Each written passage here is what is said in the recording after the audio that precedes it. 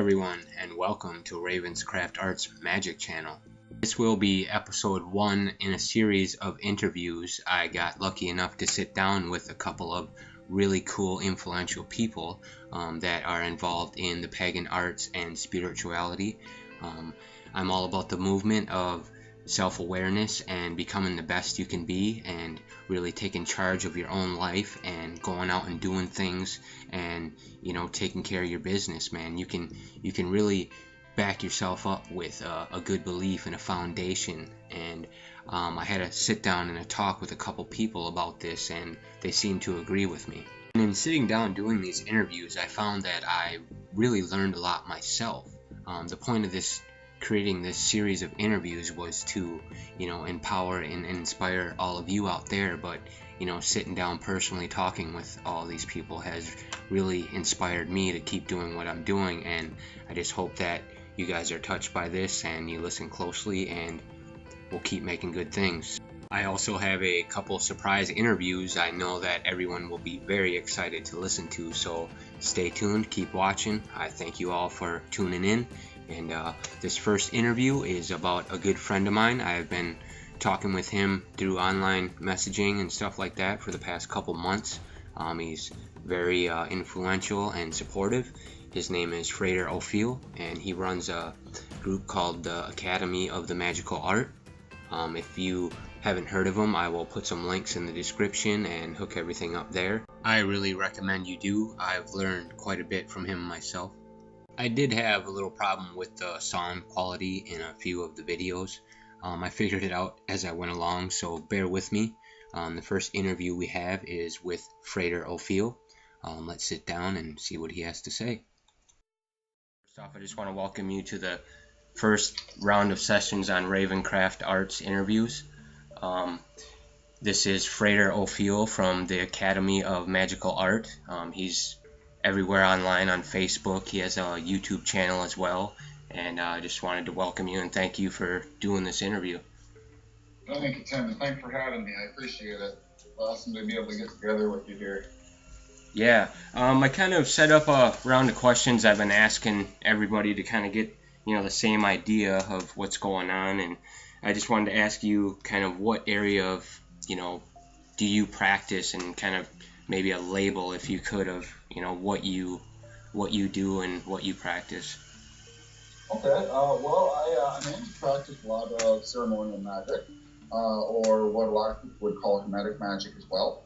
I study and apply a lot of the principles and laws of the universe, and consciously try to integrate them into my life, so that we all, being divine creatures, I being one of them, can have the most control of the outcome of my life, rather than just kind of going on autopilot. Right, I agree with you there, man. A lot about learning about this is about taking control of yourself and being self-aware, and realizing that you are in control of everything that's happening, and you can make good things happen. Absolutely. The universe being a mental construct, from my point of view, I believe that we live in a holographic universe where we are all one with everything. The universe that we live in, a direct reflection of the mind state. We have control over the situations that we put ourselves in, how we react to them, and can direct every outcome of our life by the decisions that we make and the mindset that we have towards them.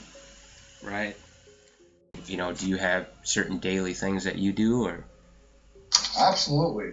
Every day I have a sequence of techniques that I go through to keep myself in proper mental and energetic. So do yoga every morning to stretch out my body, concentrate on my breathing, get everything flowing properly. And then sometime either in the morning, at night before I go to bed, or both, I will also do an age-old classic of the left advantage ritual, which really cleanses a lot of the area around it, and helps protect the bell, as well as the middle pillar ritual, and some inclinations to help protect and shield myself as I walk through. Right, when you when you mention these rituals, I kind of meant, that's, you can look those up online and you see, it seems pretty extensive, for new learners and newcomers. It seems way too complicated, and it seems like there's so many guidelines, and it seems like they think you have to follow these rules or else you're doing it wrong. And I'm trying to, bring it out to the fact that there is no right or wrong way. It's, if it makes you feel good and it motivates you, it's good, Sure. Yes, there are a lot of right ways to do these things. Everybody does some things. For instance, my wife goes through all of this time. It takes time to meditate, and her being a very right-brained person, she connects well with the visualizations of her meditations. Whereas I, being very left-brained, I focus a lot on concept. For people that are new and upcoming, understanding that learning the process is just as good and just as important as the process itself. It will have just the fact that you consciously know that it's what you're trying to do. Or in the instance of middle pillar, you are intoning these vibrations, drawing through your body, seeing these areas light up. That's going to take effect. Right. It's the simple fact of knowing that you did something to, empower yourself, that pushes you along the day, that you made those, movements or actions. That itself will help you. Exactly. It's the visualization. A lot of magicians that I speak with, though a good friend of mine, for instance, he hasn't really used a ritual tool for probably 5 or 10 years because he understands that these are part of his body. Because waving of his arm or just thinking about the action is just as powerful as somebody going into a temple, putting a robe on, taking out the ritual dagger, doing a ceremony. That's right. The intention we're putting behind it that holds the power, not the physical object or the way that you're intoning these things. Yes, it does have an effect, the vibrations and the frequency of the intonations. However, the thought really. Right, I kind of have, I got kids and stuff, and I have a busy life, so I kind of do, simple rituals in the morning, like before they get up, just kind of a short thing, with a candle or some herbs, It's just, you think about what you want, and, you focus on it, and you hope it comes, and it basically, that's pretty much it, it's as simple as that. It doesn't have to be that complicated. And it can improve your life. It does. I notice it, and I just, want to hear how it's improved your life. And, what age were you when you started realizing how it started really affecting you? My magical path was actually rather different. I started studying the magical arts, philosophy, ways of approaching things, ranging from, I studied basic Wicca when I was in my 14. I started getting into alchemy and hermetics when I was a little bit later in life.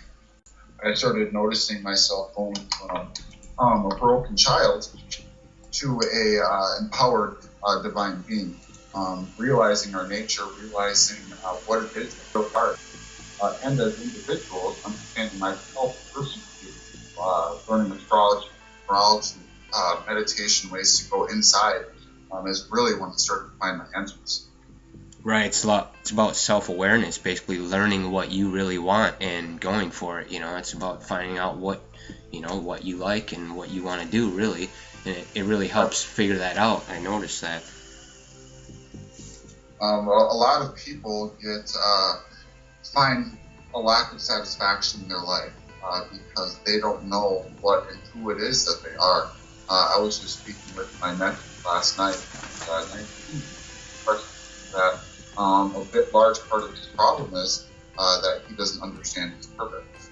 And I very basically told him, well, if you understand what gives you joy, what you enjoy doing, and if you understand certain aspects of your astrology, like your North Node, where you are led, you will figure out your life's purpose in that path. Many times people will find that they find out what their purpose is by learning what their purpose is, and if you're walking down the wrong place. However, you don't have to do that. Right, I found myself, stuck in like that too. It's like you're, you know, half building a bunch of things, and then that 10 years goes by and you got a bunch of half-built stuff instead of just really embracing one thing and focusing on it, and at the end you got a huge temple or pyramid built, you know? Right, exactly.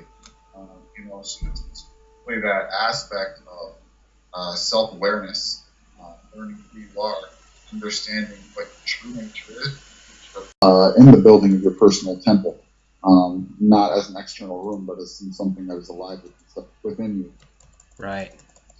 Right, and I think once you can touch into, you know, what your goal is and what you're good at, that's what I think, you know, you can apply to your life now, like going to work, starting a business. That's what it did for me. Like, it all started with me studying spiritualism and figuring out who I am and building my confidence, and now I'm putting together 2 businesses and, you know, doing a lot of stuff that I would have never done before. Yeah, that's absolutely incredible. When you had shared that story with me, I was elated because that's exactly what we want to see happen. Is we want to be able to see ourselves going from one state and transmuting and transforming ourselves into a completely different state that we want to see ourselves in. It is the alchemical process of great work. As you transform, your life transforms around you. Yeah, I totally agree. I mean, I'm experiencing it. I know it's real. And, you know, I kind of started with Asatru, and that was my foundation. And it kind of, you know, I work with the Norse circle of gods like Odin and Tyr and stuff like that. And, you know, I did my thing, and I've kind of asked them for knowledge and to motivate me, and it kind of pushed me towards ceremonial magic, the occult, and other systems. And at first I felt guilty, you know, like, hey, should I be studying this? But, you know, I think it's all part of the process. Like you said, you have to evolve, especially with times today. It's almost like a Gnostic type of thing where there's a bit of truth in everything, you know. You have to kind of be open to everything. Absolutely, absolutely. There are many paths, and none of them are entirely wrong. There are bits of truth in every single one of them. You know, I actually spent a good amount of my practice, and I still do, working with the Norse gods as well. And the wisdom that these divine intelligences hold are life changing when you open yourself up to receiving them. Yeah, I've noticed personally that, you know, they are giving, but they are harsh. Like, they'll punish you and you'll pay for it, you know what I mean? It's kind of, you have to tread carefully, you know. It's all about reprogramming yourself, you know. It's really amazing what it can do once you figure it out. Right. Well, you know, I oftentimes find it kind of amusing because I usually say the God's got jokes because they do. When you hindsight is always 20/20, and when you look back at something and say, you know what, I really knew better and I chose to do it anyways, and then I got held accountable. They don't hold you accountable until you know better. Yeah. It's like You know, that's the lesson. You have to fail because you won't learn otherwise. It's strange. It's a very beat you up process, but it's very beneficial if you can get through it. I've posted in a lot of groups, and they're kind of like, hey, this isn't Asatru, this is more Wicca or occult, and they kind of get angry about it. And it's like, hey, you know, it's all about the same thing, really. It's just basically how you want to perceive it in your mind. You know, there was a group where they were arguing about the color of the god's hair, you know, and it's just like funny because they don't understand what a god is, you know. It's so it can work in other ways too. I don't like that, you know. I'm trying to promote openness and understanding of all, and, you know, empowering yourself with that. absolutely. Well, you know, Tim, that's where a lot of the invisible fence that's put around us in our minds and our realities comes from, is that division. When you begin to look at things like the principle of polarity and becoming depolarized, you see that people bickering over these little things does nothing but divide them. And we are only truly empowered as one when we are united. Yeah. When we understand that it's just different degrees of the same thing, whether you're looking at Norse theology, Gaelic theology, Egyptian theology, you know, these pantheons, they are all the same. You know, when you look at the Egyptian Thoth and the Greek Hermes, do they not represent the same energy? Are they not both representations of Mercury? people can bicker back and forth about which one's better, which one's worse, but they're the same. There is no difference. Right. There's differences in the culture that speak of them and how they visualize them. There's differences in the mind behind this entity. When you look at more Gnostic ways of thought, and you look at the pantheons as being tulpas, created beings through our minds so that we can resonate and harmonize with specific energies coming at us, it takes a little bit of a different spin. So that leaves me saying, well, again, there is no difference. There's only mind. There's consciousness. The colors that we put on the consciousness are really irrelevant, so why fight about them? Yeah. Well, I have Discord.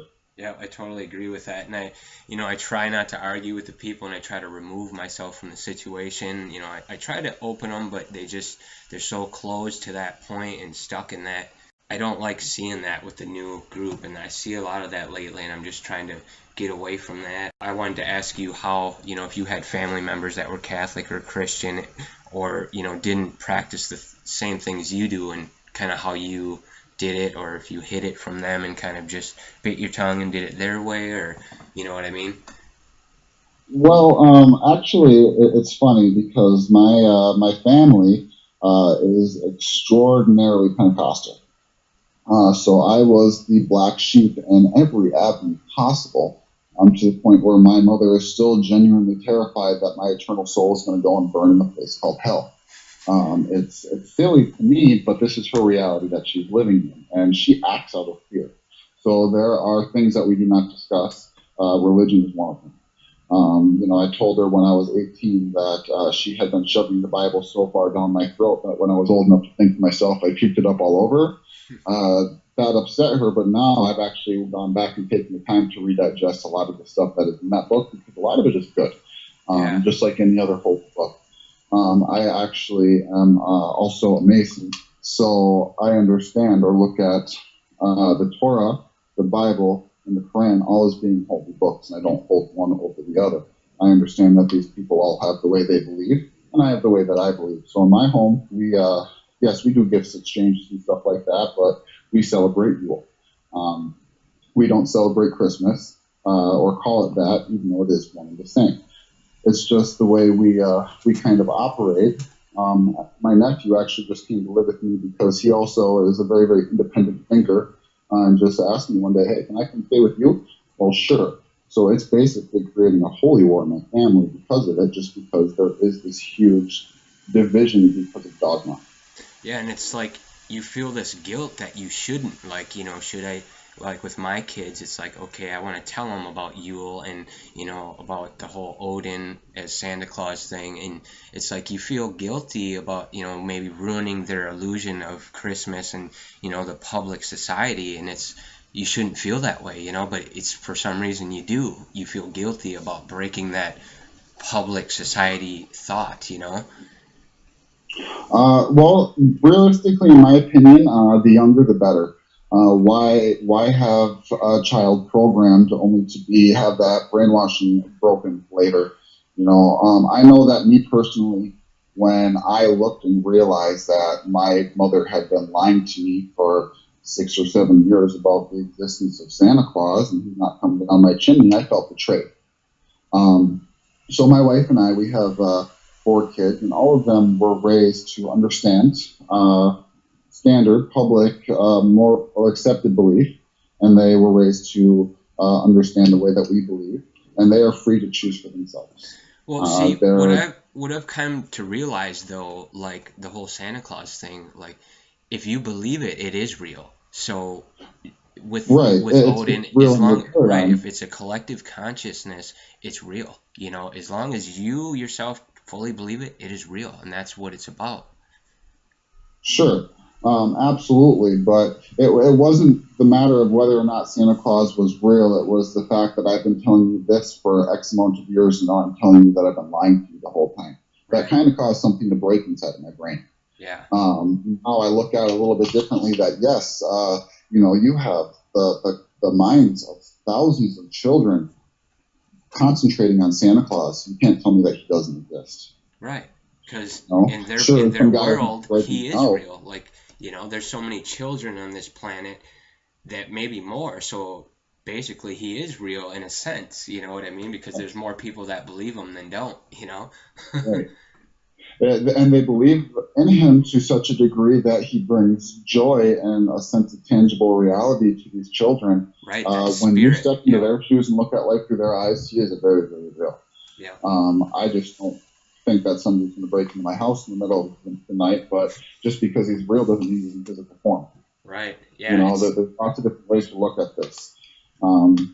It's really just a matter of what in our home with our kids, we give them all the information and allow them to choose what's right for them. Right. Yeah, I don't know. I kind of notice a combativeness. I have a range of kids. I have 4 kids as well, and one of them's older, like 15, and he's really, everything I say, he's got a little logical, scientific explanation to it, or opposite, so it can get bad sometimes, but, it's good, I think, to hash it out and kind of learn. That's how you learn the truth. Yep. Actually, our youngest son is 14. And he also knows pretty much everything. So I love the conversations that we have because, yes, they can be dissonant, and there's a lot that I can learn from him, just like there's a lot of stuff that he can learn from me. So really being open to these opposing viewpoints does not make me right and him wrong. I've gotten to the point where I almost value a lot of the talks that we get into. The one hairy situation was during the election because we did have opposing viewpoints with that, where I said, what, realistically, I don't like any of them. It's like sticking your finger into an electric socket and seeing which one's going to shock you worse. But he was very, very polarized in his belief. Yeah. Well, I think the whole election thing is a whole polarizing aspect. Like, why is it even separated as Republican and Democrat? Why can't it just be like, look, let's choose a good person to run our country together? Not, it's so strange how they divide. It's a whole divide mindset. It's really strange. Because the people divide is the people conquer. Yeah, exactly. And people control. Yeah. And it's like this whole flat earth theory, all this stuff that's going on, it's just like, hey, maybe the earth isn't flat, but it's the whole idea that they're giving us our reality and it's not what's really there, It's, yep. I understand that they have to control us. You have to control the masses. You have to tell them something to keep control, but, there's some of us like you and me that know that it's not the complete truth and there's more to it, Yep. That's actually an interesting topic because a very, very good friend of mine would be considered a flat earther. Yeah, I think I am too, from what I've seen. What's that? I said I would consider myself a flat earther as well, from what I've seen. I just wanted to add that as well. Well, you can't tell me that if I stand in one spot, even if there were magma in the middle of the earth or not, if I stand in one spot and I'm going to dig straight down, I'm going to fall feet first into the sky of China. Right. It's not going to work. That's what I came up with. Like, you're going to dig a hole and you drop a penny and you're telling me it drops into the sky? That does not make any sense. Right. Really, what having him in my life has allowed me to do is say, okay, maybe the earth isn't a ball. Maybe it isn't flat. Either way, they're not telling us all the information. They're lying to us. They're paying NASA $52 million a day to lie to us. Mm-hmm. That's a little bit silly. I know that in astral projection, out of body experiences, I've never personally been able to get past a certain point off the earth, and I've never seen the ball. I hate to cut you off, but that brings me to a point. Like, how the ancients, how did they know about all these planets that they didn't have the telescopes to see that we have now, right. But they knew about them. How? That's through astral travel and thought and meditation. And, there's no way that they could have known those planets existed, but somehow they did. And that's, right. I'm realizing that, and that's just crazy to me, And these same ancients knew this much about the sky, something that they couldn't understand. How did they also know that the earth is flat? Right. What makes them wrong and us right? Yeah. It's really an interesting subject that I refuse to take a polarized view on just because it can pull you so far down one rabbit hole or the other that I just say, you know what, it is what it is, and from my vantage point, it doesn't really matter. Yeah, it's almost like I'm used to the government line for me. Yeah, it's a big argument that never ends. But yeah, to Right. kind of get back to our topic, though, I mean, I kind of asked you before the interview if there was anything you wanted to, say to the community, or, anything you can, express to the people or community today that, what we can do to empower ourselves, or, kind of make our lives better. Sure. Yeah, I did give that some thought before we talked. And, I know that for a lot of people, at least a lot of people in my personal proximity, 2016 has been a pretty rough year. And with any situation, no matter what it is, the stance that we take in our mind to it will directly affect the road that we go down as a result of it. So understanding and keeping in mind that we are divine beings, we are creators, the paradigm within which we live is a direct reflection of our mental state, really takes a different spin on the events happening. Keeping the mindset of I am a divine being, I am one with everything, and I need to keep my mind in a certain place because of what I am thinking and how I am doing these situations will change them. So I can look at them as being horrible, I can look at them as being lessons, I can look at them as being blessings, and they will become whatever it is. Yeah. So keep a hone blade on your mind. Keep it sharp and keep it focused and keep it going in one direction. Because I actually used the allegory to one of my friends recently. The mind is like a tool. It is a running chainsaw. It's nearly impossible to just grab it and cause it to shut. You have to shut off. You have to do it right, and it can cut something down for production, and it can be extraordinarily devastating. So it's important that we keep a handle on it always. Yeah.